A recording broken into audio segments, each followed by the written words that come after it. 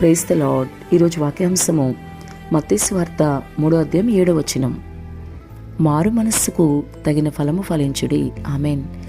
ప్రభు ఈ వాక్య భాగం ద్వారా ఈరోజు మనతో ఏం మాట్లాడుతున్నారో చూద్దాం.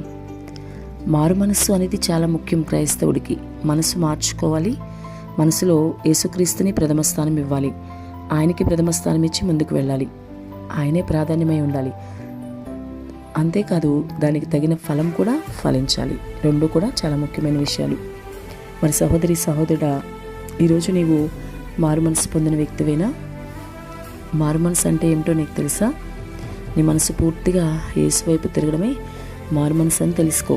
నువ్వు మారు మనసు పొందిన వ్యక్తివి అయితేనే ఫలాలు నీ జీవితంలో చూస్తావు. ఫలించే వ్యక్తివిగా నీవు ఉండాలని ప్రభు కోరుకుంటున్నాడు. ఫలించే వ్యక్తులే ప్రభు రాజ్య వారసులుగా స్థిరపడతారు. వారికే ప్రభు రాజ్య వారసత్వం ఉంటుంది. మరి నీ మనసు నిజంగా మారితే అదే నిజమైన మారు మనసు. నీ మనసులో ఇంతకు ముందులాగా వేరేది ఆలోచించకుండా కేవలం క్రీస్తుకు మాత్రమే ప్రథమ స్థానం ఇస్తూ ముందుకెళ్ళాలి. ఆయన చెప్పింది నువ్వు చేయగలగాలి. అదే మారు మనసు. ఆయన మాట నువ్వు వినగలగాలి. ఆయనకి నీ మనసులో మంచి స్థానం ఉండాలి. ప్రథమ స్థానంగా ఆయన మాత్రమే ఉండాలి. నీవు నిజంగా మారు మనసు పొందితే నీ ప్రవర్తనలో మార్పు రావాలి. క్రియలు, తలంపులు అన్నీ కూడా మారిపోవాలి. క్రీస్తు కోసం నువ్వు ఏదైనా చేయగలగాలి. అన్నిటికీ మించి ఆయన అమితంగా ప్రేమించగలగాలి. నీవు అమితంగా ఆయన్ని ప్రేమించగలిగితేనే ఆయన ఆజ్ఞలన్నీ నువ్వు అనుసరించగలుగుతావు. ఆయన ఆజ్ఞలు అనుసరిస్తేనే మరి నువ్వు పరలోకం చేరుకుంటావు. ఆజ్ఞ అతిక్రమే పాపం కదా. బైబిల్లో నీకు ఎన్ని ఆజ్ఞలుంటే అన్ని ఆజ్ఞలు చేయగలగాలి.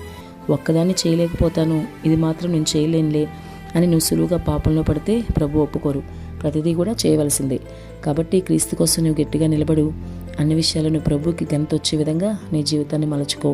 అదే నిజమైన మారు మనసు అవుతుంది. ఇప్పటి వరకు నువ్వు ఎలాంటి వ్యక్తివైనా ఇక మీదట మారి నిజమైన మారు మనసు పొందుకుని ప్రభువుని ఘనపరిచే విధంగా నీ జీవితాన్ని సాగించు. ఆమెన్.